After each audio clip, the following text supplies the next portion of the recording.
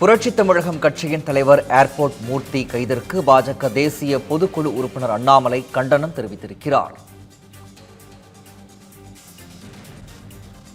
மேலதிக விவரங்களை தலைமைச் செய்தியாளர் விக்னேஷ் வழங்க கேட்கலாம். விக்னேஷ், விவரங்கள்.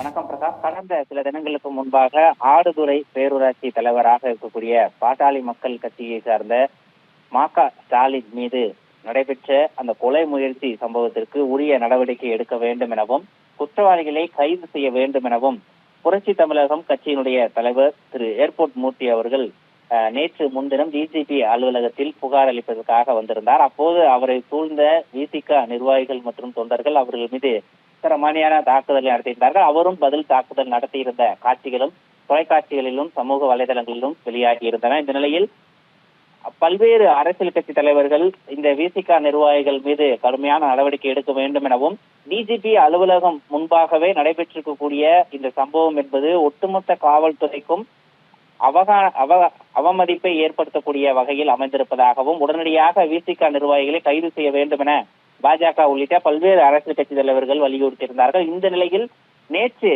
இரவு புரட்சி தமிழகம் கட்சியினுடைய தலைவர் ஏர்போர்ட் மூர்த்தியை காவல்துறையினர் கைது செய்திருக்கிறார்கள். இந்த சம்பவத்திற்கு கடுமையான கண்டனத்தை பதிவு செய்யக்கூடிய வகையில் தமிழக பாஜகவின் முன்னாள் தலைவரும் தற்போதைய தேசிய பொதுக்குழு உறுப்பினருமான அண்ணாமலை கடுமையான கண்டனத்தை பதிவு செய்திருக்கிறார். இது தொடர்பாக தன்னுடைய சமூக வலைதள பக்கங்களில் பதிவிட்டிருக்கக்கூடிய அவர் புரட்சி தமிழகம் கட்சியினுடைய தலைவர் ஏர்போர்ட் மூர்த்தி அவர்கள் மீது டிஜிபி அலுவலக வாயிலில் வைத்து விசிக ரவுடிகள் தாக்குதல் நடத்தியதாகவும் தாக்குதலில் ஈடுபட்ட விசிக ரவுடிகளை விட்டுவிட்டு தன்னை தற்காத்துக் கொள்ள முயற்சித்த ஏர்போர்ட் மூர்த்தி அவர்களை கைது செய்திருப்பது திமுக அரசினுடைய காவல்துறை கடுமையான கண்டனத்தை அண்ணாமலை பதிவு செய்திருக்கிறார். மறைந்த திமுக தலைவர் கருணாநிதி 2006 மற்றும் 2011 அந்த 5 ஆண்டு ஆட்சி காலத்தை விட கேடுகெட்ட ஆட்சியை நடத்தி கொண்டிருக்கிறார் அவருடைய மகன் முதலமைச்சர் திரு மு.க. ஸ்டாலின் என கடுமையான விமர்சனத்தை தன்னுடைய சமூக வலைதள பக்கங்களில் அண்ணாமலை வைத்திருக்கிறார்.